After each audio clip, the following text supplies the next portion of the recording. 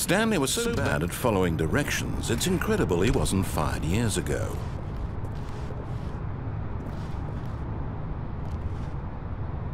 But in his eagerness to prove that he is in control of the story and no one gets to tell him what to do, Stanley leapt from the platform and plunged to his death. Good job, Stanley. Everyone thinks you are very powerful.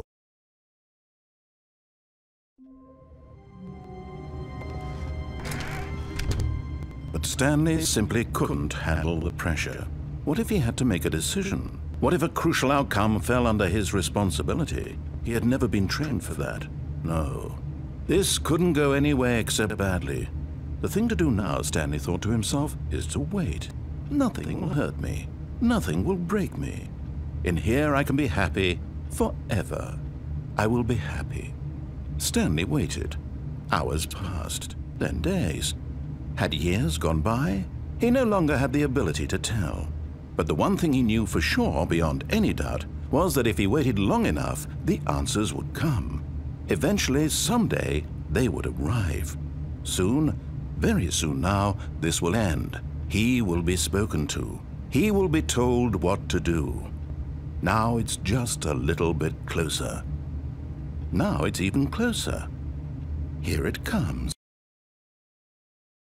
Stanley walked straight ahead through the large door that read Mind Control Facility. Although this passageway had the word Escape written on it, the truth was that at the end of this hall, Stanley would meet his violent death. The door behind him was not shut. Stanley still had every opportunity to turn around and get back on track. At this point, Stanley was making a conscious, concerted effort to walk forward and willingly confront his death.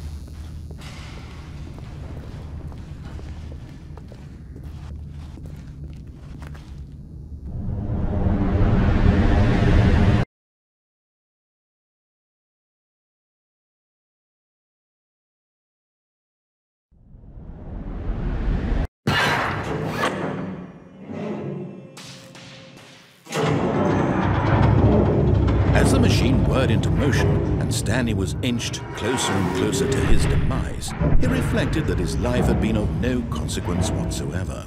Stanley can't see the bigger picture. He doesn't know the real story, trapped forever in his narrow vision of what this world is. Perhaps his death was of no great loss, like plucking the eyeballs from a blind man. So he resigned and willingly accepted this violent end to his brief and shallow life. Farewell, Stanley.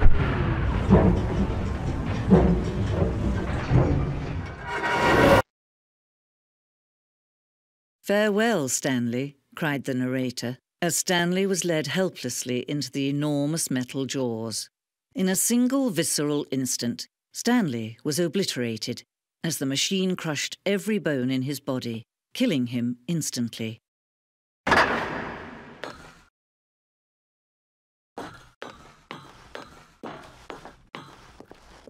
And yet it would be just a few minutes before Stanley would restart the game, back in his office, as alive as ever. What exactly did the narrator think he was going to accomplish? When every path you can walk has been created for you long in advance, death becomes meaningless, making life the same. Do you see now? Do you see that Stanley was already dead from the moment he hit start?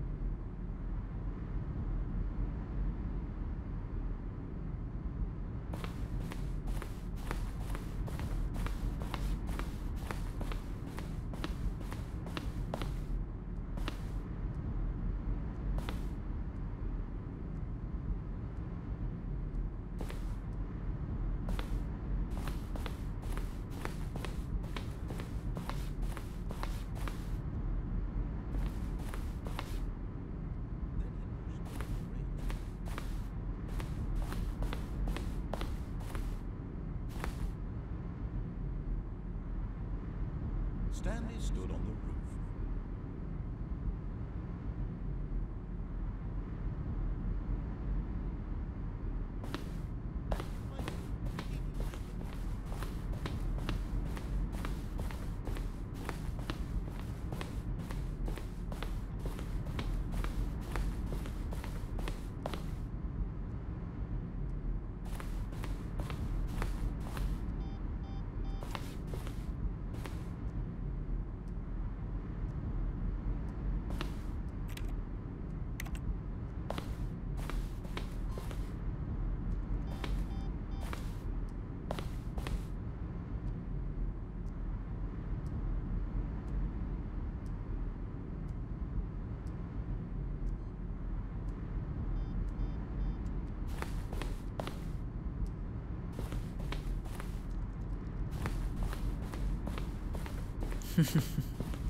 Oh, look at these two. How they wish to destroy one another.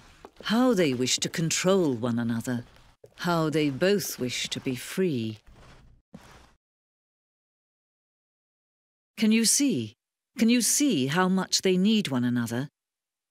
No, perhaps not. Sometimes these things cannot be seen.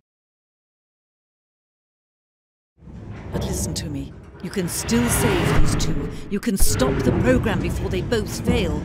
Push escape and press quit. There's no other way to beat this game.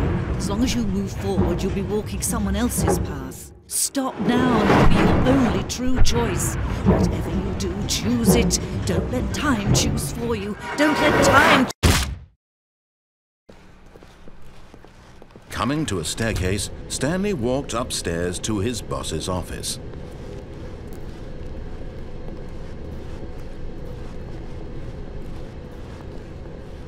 But Stanley just couldn't do it. He considered the possibility of facing his boss. Admitting he had left his post during work hours, he might be fired for that. And in such a competitive economy, why had he taken that risk? All because he believed everyone had vanished? His boss would think he was crazy. And then something occurred to Stanley. Maybe, he thought to himself, maybe I am crazy. All of my co-workers blinking mysteriously out of existence in a single moment for no reason at all?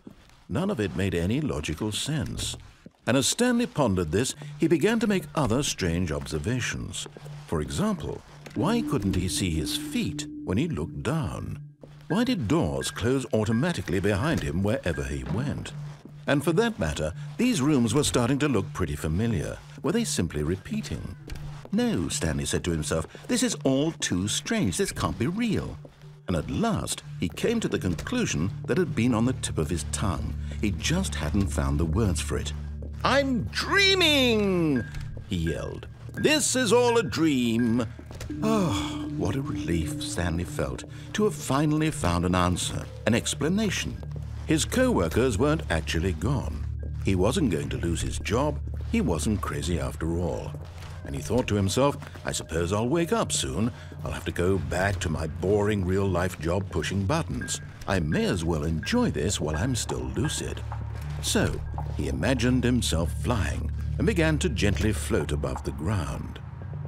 Then he imagined himself soaring through space on a magical starfield, and it too appeared. It was so much fun, and Stanley marveled that he had still not woken up. How was he remaining so lucid? And then perhaps the strangest question of them all entered Stanley's head. One he was amazed he hadn't asked himself sooner. Why is there a voice in my head dictating everything that I'm doing and thinking? Now the voice was describing itself being considered by Stanley, who found it particularly strange. I'm dreaming about a voice describing me, thinking about how it's describing my thoughts, he thought. And while he thought it all very odd and wondered if this voice spoke to all people in their dreams, the truth was that, of course, this was not a dream. How could it be? Was Stanley simply deceiving himself, believing that if he's asleep, he doesn't have to take responsibility for himself? Stanley is as awake right now as he's ever been in his life. Now, hearing the voice speak these words was quite a shock to Stanley. After all, he knew for certain, beyond a doubt, that this was in fact a dream. Did the voice not see him float and make the magical stars just a moment ago? How else would the voice explain all that? This voice was a part of himself too. Surely, if he could just... He would prove it. He would prove that he was in control, that this was a dream. So he closed his eyes gently, and he invited himself to wake up. He felt the cool weight of the blanket on his skin, the press of the mattress on his back, the fresh air of a world outside this one. Let me wake up, he thought to himself. I'm through with this dream. I wish it to be over. Let me go back to my job. Let me continue pushing the buttons. Please, it's all I want. I want my apartment, and my wife, and my job. All I want is my life exactly the way it's always been. My life is normal. I am normal. Everything will be fine. I am okay.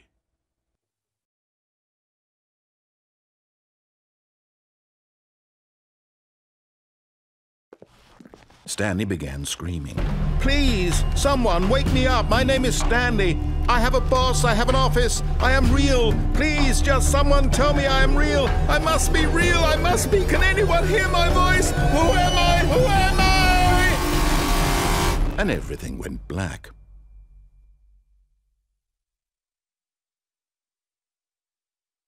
This is the story of a woman named Mariella.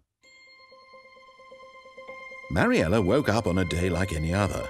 She arose, got dressed, gathered her belongings, and walked to her place of work. But on this particular day, her walk was interrupted by the body of a man who had stumbled through town talking and screaming to himself, and then collapsed dead on the sidewalk. And although she would soon turn to go call for an ambulance, for just a few brief moments she considered the strange man. He was obviously crazy, this much she knew. Everyone knows what crazy people look like. And in that moment, she thought to herself how lucky she was to be normal. I am sane. I am in control of my mind. I know what is real and what isn't. It was comforting to think this, and in a certain way, seeing this man made her feel better. But then she remembered the meeting she had scheduled for that day. The very important people whose impressions of her would affect her career, and by extension, the rest of her life. She had no time for this, so it was only a moment that she stood there, staring down at the body. And then she turned and ran.